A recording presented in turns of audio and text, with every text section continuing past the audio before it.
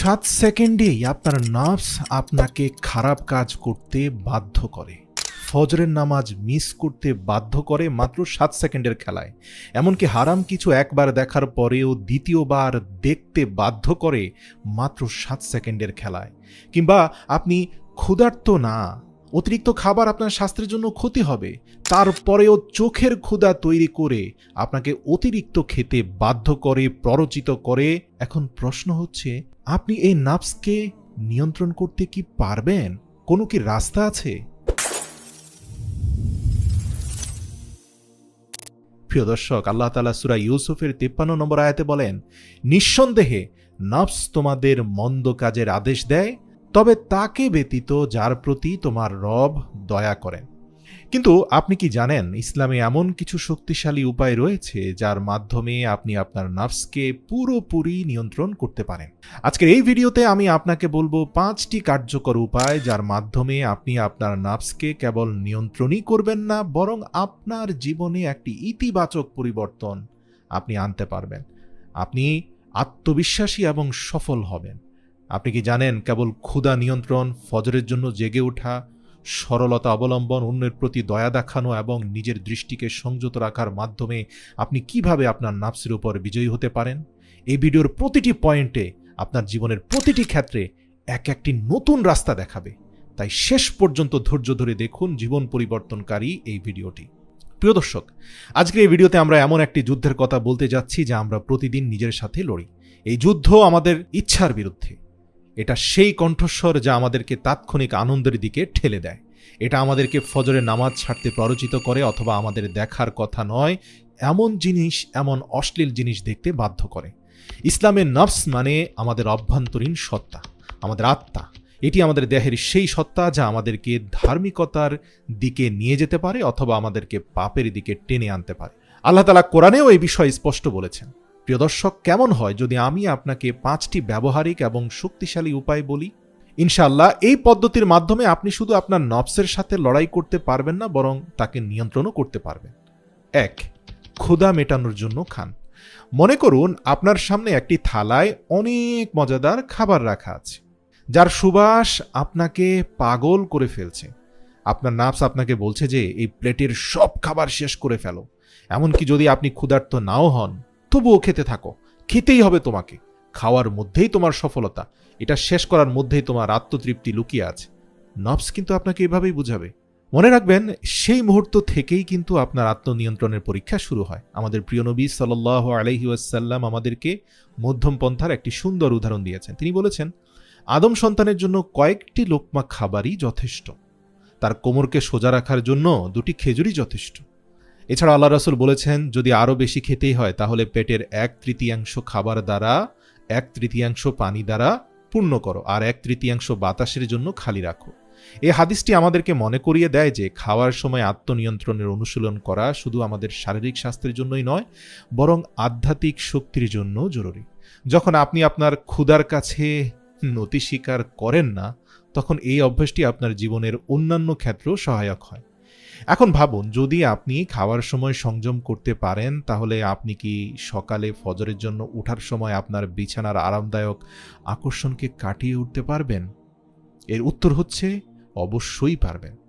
এটিকে আপনার দৈনন্দিন জীবনে সফলভাবে প্রয়োগ করার উত্তম উপায় হলো খাওয়ার আগে বিসমিল্লাহ পড়া এবং চিন্তা করা যে এটি আল্লাহর পক্ষ হতে নিয়ামত। খাবারের প্রতিটি গ্রাস ধীরে ধীরে চিবিয়ে খান এবং চিন্তা করুন যে এটি আপনার রবের পক্ষ থেকে দয়া। যখন মনে হবে যে আপনার ক্ষুধা নিবারণ হয়েছে, তখন খাওয়া থেকে বিরত থাকুন, চাই থালায় আরও খাবার অবশিষ্ট থাকুক না কেন। এই ছোট ছোট পদক্ষেপই আপনার নফসকে নিয়ন্ত্রণে রাখার প্রথম পদক্ষেপ, কিন্তু এটা শুধু শুরু। আপনি কি পরবর্তী পদক্ষেপের জন্য প্রস্তুত? 2 নম্বর হচ্ছে ভোরে বিছানা ত্যাগ করুন। প্রিয় দর্শক, আপনি কি কখনো নিজেকে এমন অবস্থায় পেয়েছেন যে যখন অ্যালার্ম বাজে, ফজরের সময় হয়, আর আপনার মনে একটা দ্বন্দ্ব শুরু হয়? এদিকে আপনার ঘুম আপনাকে বিছানায় থাকতে বলছে, আর অন্যদিকে আপনার ভেতর থেকে একটা ক্ষীণ আওয়াজ আপনাকে জাগিয়ে তুলছে।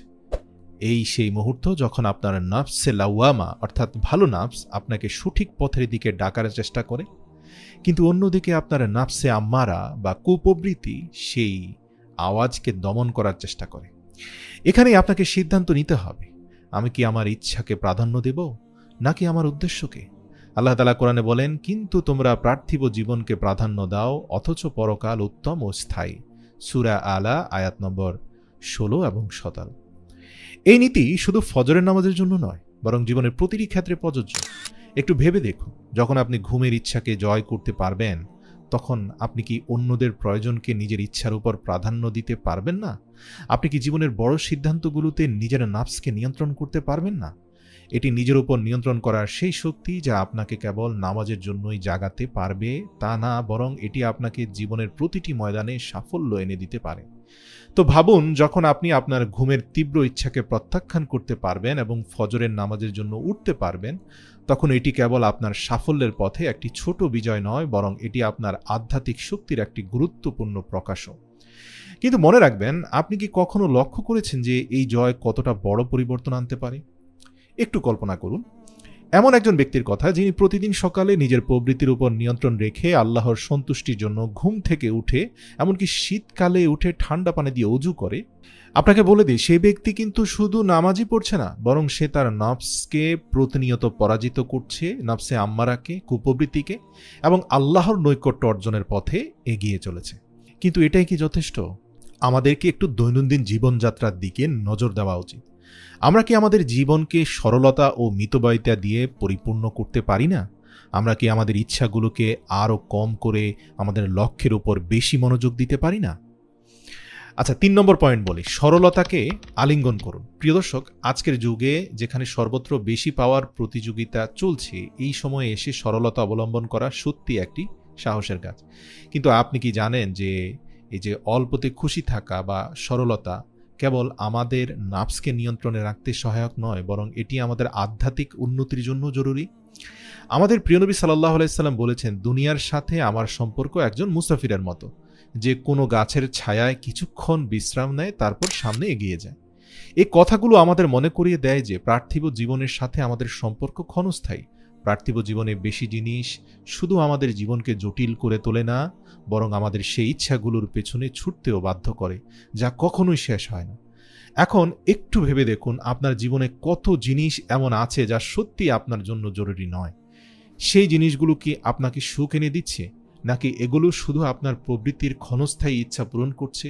যখন আমরা সরলতা অবলম্বন করি, আমরা আমাদের চারপাশ থেকে অপ্রয়োজনীয় জিনিসগুলো সরিয়ে দিই। আমাদের মন তখন শান্তি অনুভব করে। সরলতা গ্রহণের অর্থ হলো আমাদের হৃদয়কে সেই ইচ্ছা থেকে মুক্ত করা, যা আমাদেরকে জগতের ধোঁকায় ফেলে দেয় এবং আমাদের পরকালকে প্রভাবিত করে। 4 নম্বর হচ্ছে প্রতিদিন অন্যের উপর দয়া করা। প্রিয় দর্শক, একটু কল্পনা করুন, আপনি আপনার দিনের শুরু একটি নিয়ত করে শুরু করেন যে আজ কারো জন্য ভালো কিছু করতে হবে। তেমন কোনো বড় কাজ নয়, শুধু কারো দিকে তাকিয়ে একটু মুচকি হাসি, কারো সাথে একটু সহানুভূতিপূর্ণ বাক্য, অথবা কারো বোঝা হালকা করার মতো একটি ছোট্ট কাজ। এগুলো হয়তো আপনার কাছে সামান্য মনে হতে পারে, কিন্তু আপনার হৃদয়কে পরিবর্তন করতে এবং আপনার প্রবৃত্তিকে সংশোধন করতে এর গুরুত্ব অনেক বেশি। আমি একটা সহজ পদ্ধতি বলি আপনার আত্মাকে খুশি করার জন্য। যারা প্যাডেল চালিত রিক্সা চালান, সেই সকল রিক্সা চালককে 20 টাকার জায়গায় 30 টাকা রিক্সা ভাড়া দিন। 20 টাকা দিয়ে পরে হাসি মুখে আরও 10 টাকা দিয়ে বলুন, মামা এটা আপনার বোনাস। দেখুন সেই লোকের মুখে একটু মুচকি হাসি আছে কিনা। নিশ্চিত আপনি মুচকি হাসি দেখতে পাবেন। ব্যাস, ওই একটি হাসি আপনার আত্মাকে দীর্ঘ কয়েকটি দিন শান্ত রাখবে। আল্লাহ রাসূল সাল্লাল্লাহু আলাইহি সাল্লাম বলেছেন, মুচকি হাসিও একটি সাদাকা।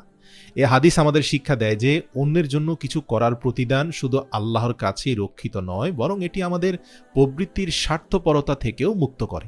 দৈনন্দিন জীবনে আমাদের প্রবৃত্তি প্রায়ই আমাদেরকে নিজেদের প্রয়োজনের মধ্যেই আটকে রাখে। কিন্তু যখন আমরা কোনো প্রতিদানের প্রত্যাশা ছাড়াই আমাদের আশপাশের লোকজনদের জন্য কিছু করি, তখন আমরা নিজেদের সত্তা থেকে বেরিয়ে আসার অনুশীলন করি। ভাবুন, যখন আপনি কোনো কঠিন সময়ে কারো সাহায্য করেন, তখন সেই মুহূর্তে শুধু সেই ব্যক্তি নয়, আপনি নিজেও বদলে যান। তখন যে শান্তি আপনার অন্তরে নেমে আসে, যে কৃতজ্ঞতাবোধ আপনার অন্তরে জেগে ওঠে, এটি সেই মুহূর্ত যা আপনাকে আপনার প্রবৃত্তিকে নিয়ন্ত্রণ করার যাত্রায় অনেক বেশি শক্তিশালী করে তোলে। এবং এই যাত্রা শুধু আজকের জন্য নয়, বরং প্রতিদিনের জন্য হওয়া উচিত। আপনি যখন অন্যের প্রতি দয়া করাকে নিজের দৈনন্দিন জীবনের অংশ বানিয়ে নেবেন, তখন আপনি অনুভব করবেন যে এই ছোট ছোট কাজগুলো আপনাকে আল্লাহর আরও কাছে নিয়ে যাচ্ছে এবং আপনার প্রবৃত্তির স্বার্থপরতাকে দূর করছে। এখন একটু চিন্তা করুন, যদি আমরা প্রতিদিনের নেকি দিয়ে আমাদের হৃদয়কে নরম করতে পারি, তাহলে আমরা কি আমাদের প্রবৃত্তির অন্যান্য চাপের উপর নিয়ন্ত্রণ করতে পারি না? এই চিন্তা আপনাকে আরও একটি গুরুত্বপূর্ণ উপায়ের দিকে নিয়ে যায়। এটি এমন একটি অভ্যাস যা শুধু নাফসকে পবিত্রই করে না, বরং আপনার চিন্তা ও কাজকেও আল্লাহর সন্তুষ্টির সাথে সঙ্গতিপূর্ণ করে তোলে। তাহলে আসুন আমরা এই পরবর্তী গুরুত্বপূর্ণ রহস্য জানার চেষ্টা করি। 5. নিজের দৃষ্টি নিচু রাখুন। প্রিয় দর্শক, বর্তমানে আমরা এমন এক দুনিয়ায় বসবাস করছি যেখানে আমাদের চারপাশে অসংখ্য প্রলোভন দ্বারা পরিবেষ্টিত। এখানে নিজের দৃষ্টিকে নিচু রাখা, নিজের চিন্তা ভাবনাকে পবিত্র রাখা এবং নিজের প্রবৃত্তিকে নিয়ন্ত্রণ করা একটি বিশাল চ্যালেঞ্জ। কিন্তু এই চ্যালেঞ্জটি ঠিক ততটাই জরুরি যতটা জরুরি ঈমানের হেফাজত করা। আল্লাহ তাআলা কোরআনে বলেন, মুমিন পুরুষদেরকে বলুন যে তারা যেন তাদের দৃষ্টি নিচু রাখে এবং তাদের লজ্জাস্থানের হেফাজত করে। এটি তাদের জন্য বেশি পবিত্র। নিশ্চয়ই আল্লাহ জানেন তারা কি করে। সূরা নূর আয়াত নম্বর 30। এই আদেশ আমাদেরকে শুধু বাহ্যিকভাবে দৃষ্টিনত করার জন্য নয়, বরং আমাদেরকে আমাদের চোখের মাধ্যমে অন্তরে প্রবেশকারী চিন্তাগুলো, খারাপ চিন্তাগুলো, কুপ্রবৃত্তিগুলো নিয়ন্ত্রণ করার কৌশল বলে দিচ্ছে। কিন্তু এটা কিভাবে সম্ভব আজকের যুগে, যেখানে প্রতি মুহূর্তে সোশ্যাল মিডিয়া, বিজ্ঞাপন, বিলবোর্ড এবং ইন্টারনেটে আমাদেরকে নানান প্রলোভনের মুখোমুখি হতে হয়? আজকের যুগে এই চ্যালেঞ্জটি খুব কঠিন হয়ে যায়। আপনি সম্ভবত ভাবতে পারেন যে আমার দৃষ্টিতে কি ক্ষতি, এটা তো শুধু নজর, একটু খারাপ জিনিস দেখলে কি এমন ক্ষতি হয়? কিন্তু মনে রাখবেন, নবী সাল্লাল্লাহু আলাইহি সাল্লাম বলেছেন, চোখের জিনা হলো দেখা।